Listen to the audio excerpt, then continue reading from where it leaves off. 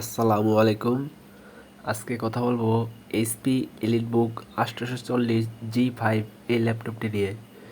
এই ল্যাপটপটি no display অবস্থায় ছিল, তো এক সার্ভিস সেন্টার থেকে আমার কাছে পাঠিয়েছে ল্যাপটপটির সমস্যা ছিল পিডব্লিউআইসিতে।